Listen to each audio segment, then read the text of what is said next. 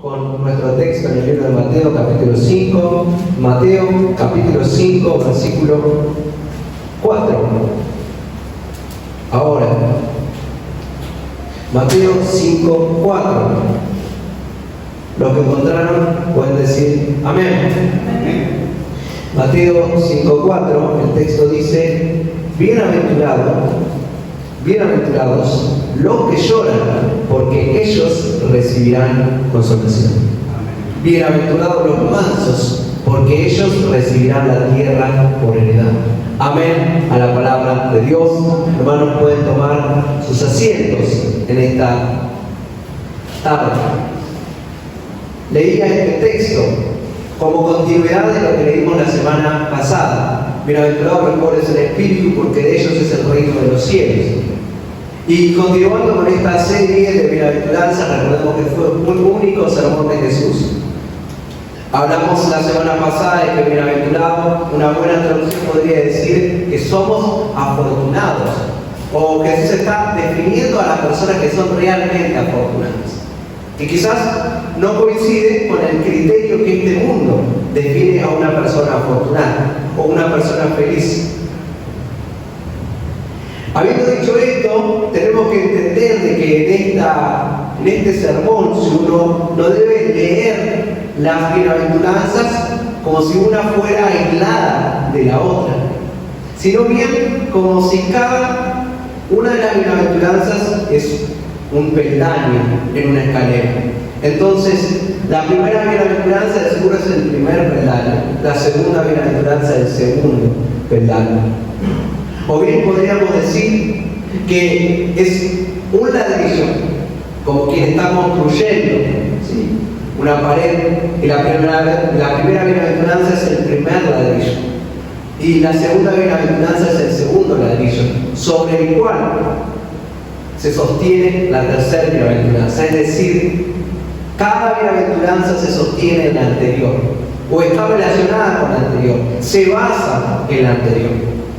Dicho esto, hemos puesto quizás el primer paso en el primer peldaño y ahora estamos subiendo al segundo. Bienaventurados los que lloran. Pero ¿por qué uno lloraría? ¿No? Porque si uno lo lee este texto podría decir ¿por qué uno lloraría? Y hay muchos motivos por los cuales llorar. El punto es, uno llora cuando se siente pobre en espíritu. Le dijimos la semana pasada, bienaventurados los pobres en espíritu. Dijimos que la pobreza espiritual tiene que ver con observarse a uno mismo delante de Dios, ¿sí?, y darse cuenta que no tiene nada. Y darse cuenta que a través de sus medios, a través de su forma, es pobre espiritualmente. Y yo creo que todos los que estamos aquí nos sentimos pobres espiritualmente.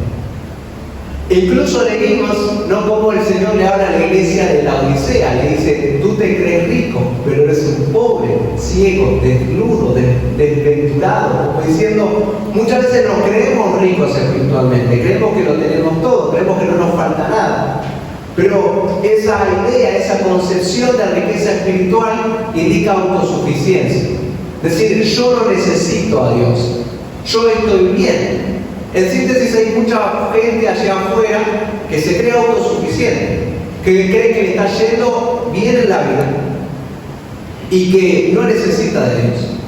Se siente afortunada, se siente rica, siente que no le falta nada porque tiene quizás una familia, porque son hombres o mujeres de bien en lo que a la sociedad respecta, porque no están metidos en ningún tipo de crimen ni actitud ilícita.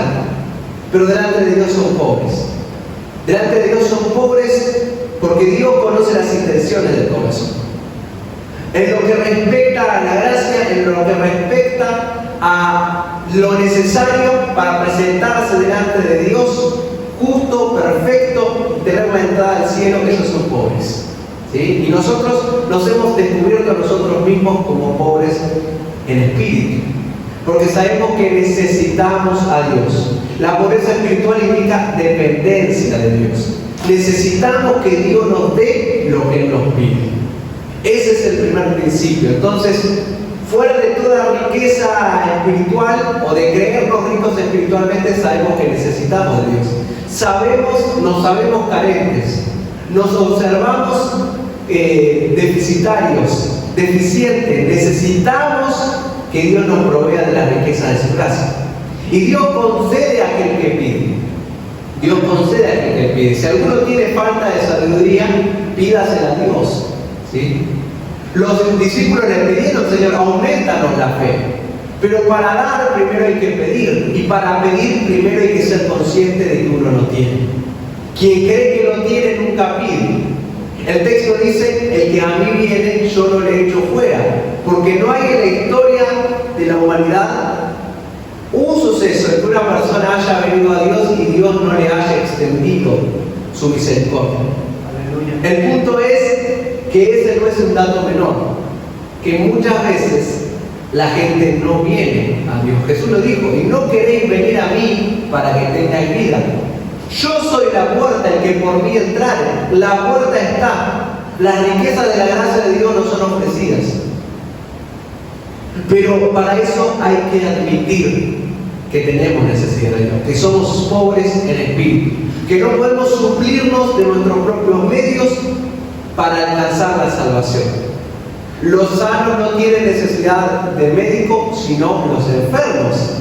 Yo no he venido para los justos, dice Jesús, o reformulando para los que se creen justos, sino para los pecadores, para que procedan al arrepentimiento. Los médicos están allí. Hay clínicas, hay médicos, hay tratamientos, hay medicina.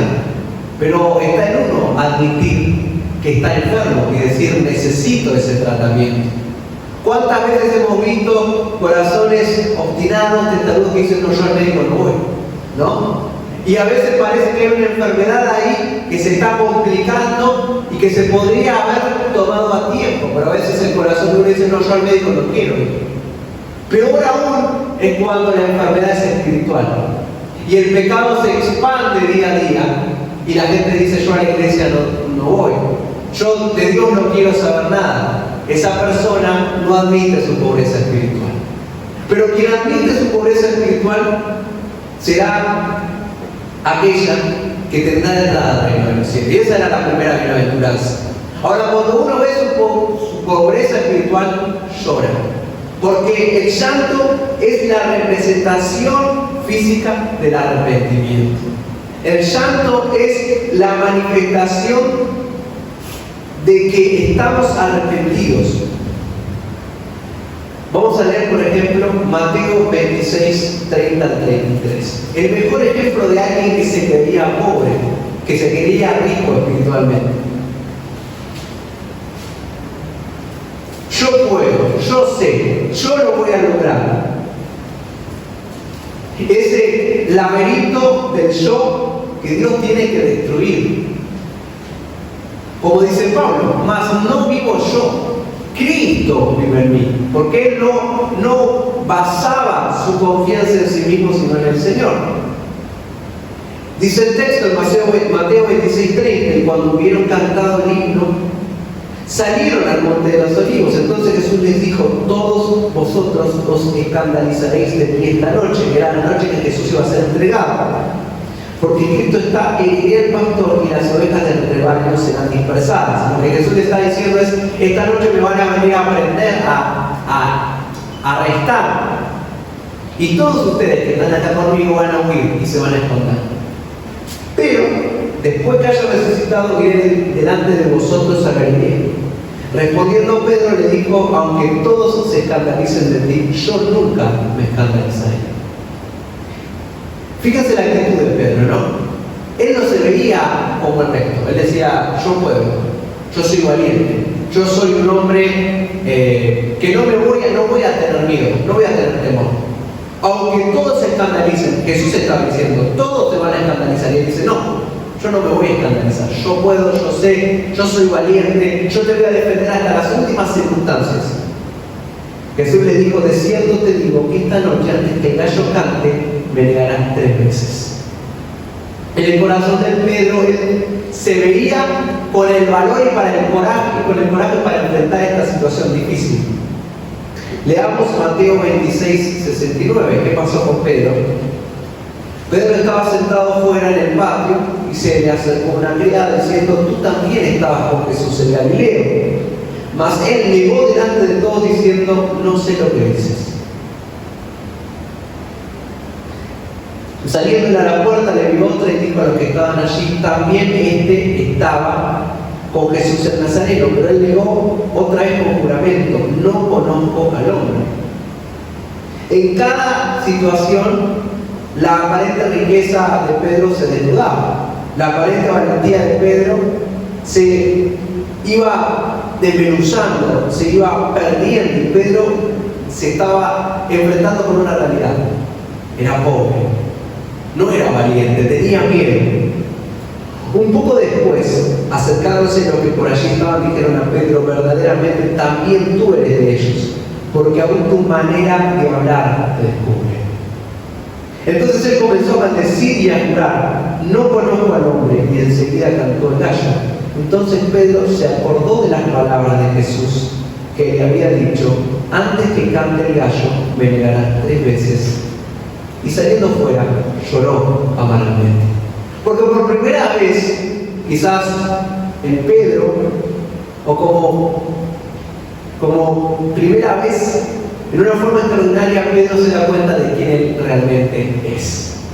Él se da cuenta de que cuando la situación se complica, su valor desaparece, su hombría desaparece, su coraje desaparece. Por primera vez se ve a sí mismo ante el espejo de la palabra de Jesús y se da cuenta que él es pobre y que necesita de Dios. De lo contrario, ahí se había evidenciado. Él había negado a Jesús 3 veces. Acto seguido, cuando descubre su pobreza, su condición espiritual, llora. Entonces, no está mal llorar, no está mal arrepentirse, no está mal observar nuestra realidad espiritual delante de Dios, ¿sí? Porque puede haber una lágrima, puede haber un llanto falso, efímero, emocional, transitorio, pero ese llanto sincero y verdadero y ese arrepentimiento genuino delante de la presencia de Dios, cuando uno descubre su condición espiritual, será consolado. Porque el texto dice que los que lloran, y aquí lo conecto con la bienaventuranza anterior, los que lloran al descubrir su pobreza espiritual van a recibir consolación.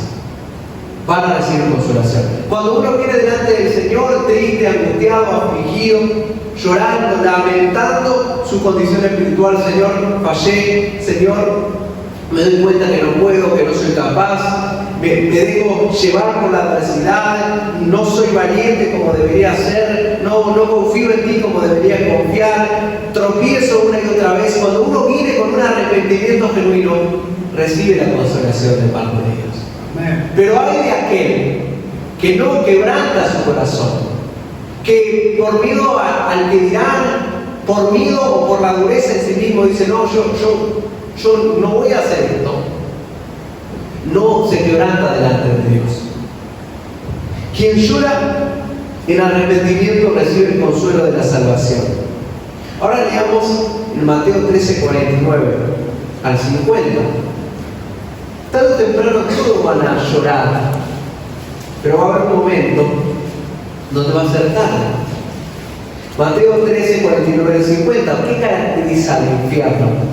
Así será el fin del siglo. Saldrán los ángeles y apartarán los malos de entre los justos y los echarán en el horno del fuego. Allí será el lloro y el crujir de dientes.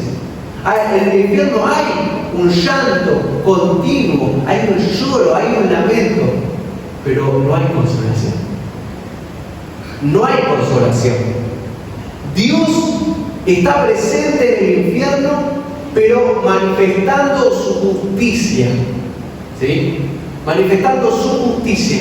En el infierno es la manifestación de la justicia de Dios para aquellos que no vinieron a Él, para aquellos que no admitieron su pobreza espiritual y no se arrepintieron. Ahora, el infierno carece de misericordia y de consolación, porque el tiempo ha terminado. Buscad a Dios mientras pueda ser hallado, llamadle en cuanto está cercano. La puerta está abierta. Hoy está abierta. Hoy el llanto puede ser consolado. El día de mañana el llanto puede ser demasiado tarde. Entonces, bienaventurados los que lloran a tiempo, los que lloran en el día de hoy, los que se arrepienten delante de Dios, los que admiten su debilidad. Porque ellos son afortunados, porque serán consolados por Dios.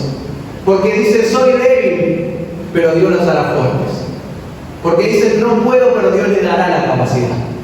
Pero hay aquel que en su corazón, endurecido, obstinado, terco, cierra la puerta. Porque un día cuando quiera llorar, no habrá consuelo. Eso es lo que el texto nos dice. Entonces, leamos uno más. La tercera bienaventuranza. Bienaventurados los mansos, porque ellos recibirán la tierra por heredad. Estamos ahora apoyando el tercer ladrillo, ¿sí? Estamos pisando el tercer escalón, ¿sí? La tercera bienaventuranza, como dijimos, descansa sobre las anteriores. Ahora, si miramos aquí, esta bienaventuranza difiere de las anteriores porque ya estamos en un tercer escalón y podemos ver con un poquito más de altura y hemos progresado en nuestra vida espiritual. Las anteriores hablaban de una etapa más inicial en la vida del cristiano, porque el cristiano es bienaventurado. ¿Quién puede ser más bienaventurado que el cristiano? ¿Quién puede ser más afortunado que el Hijo de Dios? Nadie. Eso es lo que Jesús está diciendo. Ahora el cristiano reconoció su pecado, vio su pobreza espiritual, se arrepintió delante de Dios y Dios lo ha hecho heredero de la gracia. Y Dios le ha concedido el acceso al cielo. Eso bien podría ser una etapa inicial de la vida cristiana. El nuevo nacimiento donde Dios abre nuestros ojos y por primera vez observamos nuestra condición espiritual y nos arrepentimos. Ahora, aquí, en las bienaventuranzas anteriores estamos hablando de cuestiones negativas, por decirlo así. Estábamos hablando de aquellos que son pobres en espíritu. Estábamos hablando de aquellos que lloraban. Pero ahora vemos aquí una cualidad positiva, los mansos. Los mansos.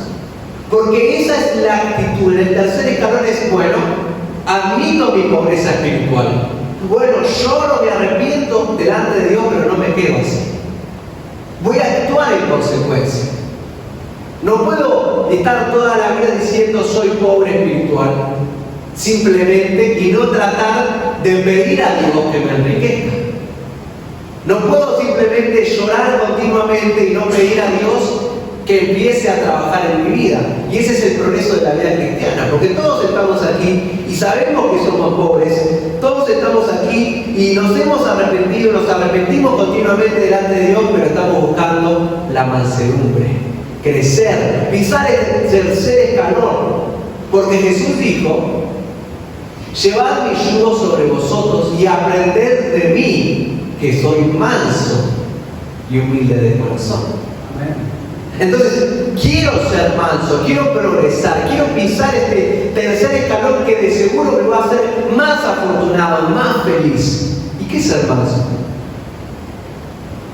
Se trata, le buscaba la definición en el diccionario, después le damos quizás una definición más bíblica, pero la mansedumbre o alguien manso es una docilidad, alguien que es dócil, y suavidad que se muestra en el carácter o se manifiesta en el trato.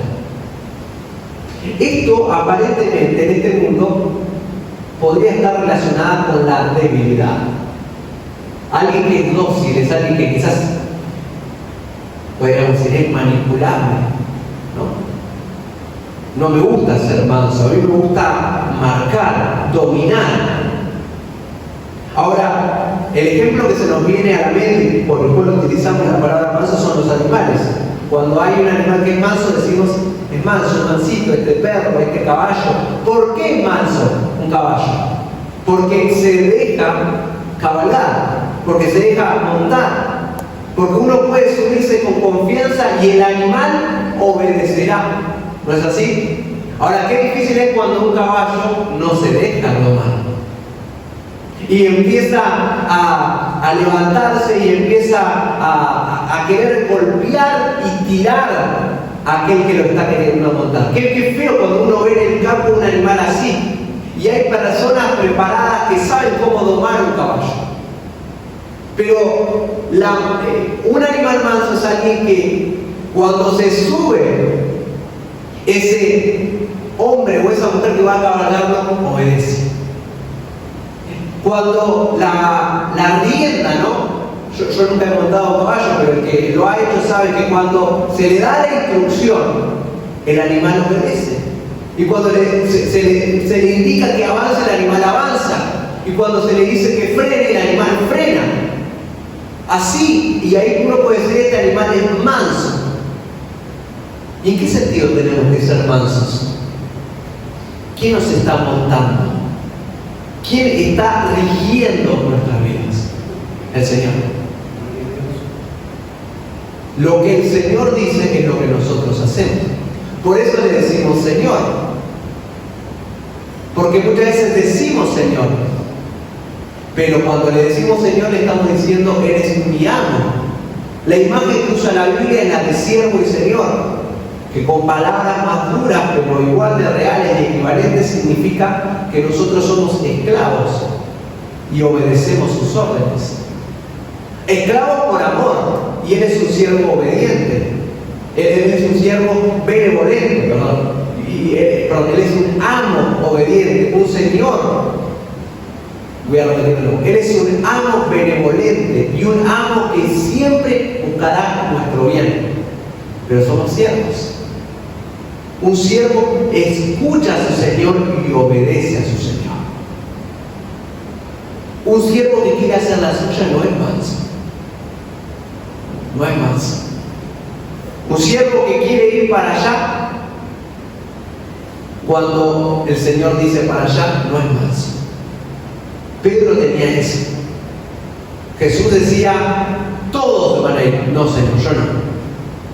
Él no era manso, no se estaba dejando montar, dominar por Cristo. Su yo interior era lo que prevalecía. Jesús después habla con Pedro y le dice, Pedro, antes, cuando eras joven, te ceñías e ibas a donde vos querías. Mas cuando seas viejo, te ceñirá otro e irás y te llevará donde tú no quieras.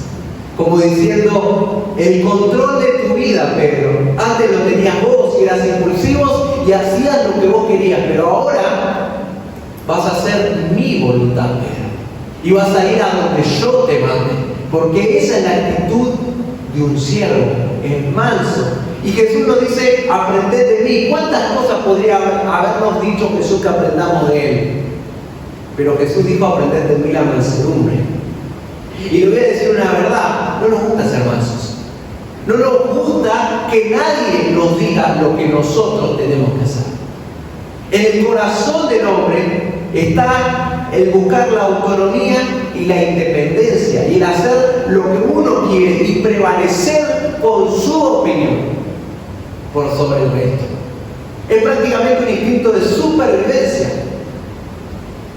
Pero acá estamos hablando de una sumisión y de una docilidad hacia nuestro Señor. Hacer lo que Dios quiere es lo que hará, ¿sí? Y lo que buscará nuestro bien. Siguiendo la analogía del caballo, lo que es feo es cuando quien monta el caballo es un señor violento, que no lo cuida, que lo daña, que lo lastima. Porque ese caballo sufre, digamos, la penalidad o la desventaja de tener un amo violento. Pero qué bueno cuando ese caballo recibe o es montado por un señor benevolente, amoroso y que solamente busca su bien y su cuidado. Entonces nosotros tenemos que ser mansos sabiendo de que Dios nos ama y que Dios va a regir nuestra vida y que nosotros vamos a someternos a su voluntad sabiendo que Él quiere lo mejor para nosotros. Y Jesús dijo que aprendamos esta virtud de Él. Porque Jesús nunca actuó con un corazón pretencioso. queriendo ser más que los demás, aún siendo más que los demás. Jesús siempre fue más que los demás, era el Hijo de Dios. Pero Él siempre tuvo un espíritu apacible, humilde, Filipenses capítulo 2. Y eso tenemos que aprender de Dios, porque eso nos va a hacer bienaventurados y felices. Quiero ser feliz en Cristo, bueno, tenés que ser manso. ¿Manso delante de quién? Delante de Dios y delante de tus semejantes. Dice, nada hagáis por contienda por vanagloria, antes bien por humildad. Freno ahí, ¿no? Tomemos la imagen del caballo. ¿Cuántas veces nosotros queremos hacer la nuestra? Ganar, prevalecer, conquistar, que prevalezca mi opinión, que se haga lo que yo quiero. Eso está en el espíritu del hombre. En mi familia, en mi matrimonio, en mi iglesia. Quiero que prevalezca mi opinión. Y la humildad no está en ese caso. Pablo dice, estimando cada uno a los demás como superiores a él mismo. Pensá que los demás son mejores que vos. Tratá a los demás como si fueran superiores a vos. ¿A quién le gusta eso? Cada uno quiere poner o presentar sus credenciales en cualquier ámbito de la vida. Porque si uno no presenta sus credenciales, te van a pasar por arriba. Pero lo que Pablo dice, no. Considerad a los demás como si fueran mayores a vos, superiores a vos. Ese es un espíritu manso. No mirando cada uno por lo suyo propio, sino cada cual también por lo de los otros. Haya pues en vosotros este sentir que hubo también en Cristo Jesús, el cual siendo en forma de Dios, no estimó el ser igual a Dios como cosa a que aferrarse, sino que se despojó a sí mismo, tomando forma de siervo, hecho semejante a los hombres, y estando en la condición de hombre, se humilló a sí mismo, haciéndose obediente hasta la muerte y muerte de cruz. Eso es el ejemplo que dice Pablo. Jesús no es que se creía más, era más, es más, era el Hijo de Dios, pero se despojó de todas esas virtudes que no podía ser. Él era el rey, se despojó de su vestido de rey y se puso a servir en su propio banquete. Dijo, fue a la cocina del Palacio Real y dijo, yo le voy a servir a mis invitados. Y sirvió a cada uno. A sus discípulos le lavó los pies, como diciendo, yo soy siervo de ustedes. Qué difícil que es eso en nuestro corazón, porque estamos en una sociedad donde todos queremos prevalecer sobre los otros. Y se trata de humillarnos. Dios nos invita a una vida de servicio hacia los demás, a no creernos más que los demás. Y sobre todas las cosas, a someternos a Él. Él es quien nos domina. Jesús siempre, quizás antes de terminar este texto, si después quiere leerlo en detalle, por lo cual Dios también le exaltó hasta lo sumo. Él se humilló hasta lo más bajo y Dios lo exaltó hasta lo sumo. Y le dio un nombre que es sobre todo nombre. No hay nombre en la tierra, ni mucho menos lo habrá en el cielo, que sea más grande que el nombre de Jesucristo. No hay más nombre, no hay nombre ni persona más famosa. Algunos dirán, no, ¿quién es la persona más famosa del planeta? Messi, Maradona, por decir así. La persona más importante, relevante, a lo largo de la historia y mucho más, que será confirmada, es Jesucristo. No hay nombre más famoso, más importante y más relevante que Él. Y eso se lo dio Dios a Él. ¿Por qué Dios lo exaltó hasta lo sumo? Porque Él se humilló hasta lo sumo. Para que en el nombre de Jesús se doble toda rodilla de los que están en los cielos y en la tierra y debajo de la tierra, y toda lengua confiese que Jesucristo es el Señor, para gloria de Dios Padre. Amén. Amén. Juan 6:38. Fíjese lo que decía Jesús. Jesús decía, yo hago lo que yo quiero Yo soy Dios, yo hago lo que yo quiero. Las cosas se hacen como yo quiero y como yo digo y como yo considero. Juan 6:38. Esto es mansedumbre. Porque he descendido del cielo no para hacer mi voluntad, sino la voluntad del que me envió. Eso tenía bien claro. ¿Cuál era su propósito? Él hacía lo que el Padre quería. Yo no vine acá para hacer lo que yo quiero, dice Jesús. Yo vine aquí a hacer lo que mi Padre quiere. Eso es mansedumbre. Jesús no se movía ni a izquierda, ni a derecha, ni a diestra, ni a siniestra, si eso no era lo que el Padre quería. Eso era la vida de Jesús, una vida de mansedumbre. Tomando la analogía del caballo, es cuando al caballo se le dice avanzar, avanza, frenar, frena. Se le cambia y toma esa dirección porque es obediente. ¿Cuánto nos falta para ser así nosotros? Respetando y sometiéndonos por completo a la voluntad de Dios. Todavía se observan en nosotros vestigios de rebeldía, de querer hacer la nuestra, lo que nosotros consideramos y no regirnos por la palabra. Amén.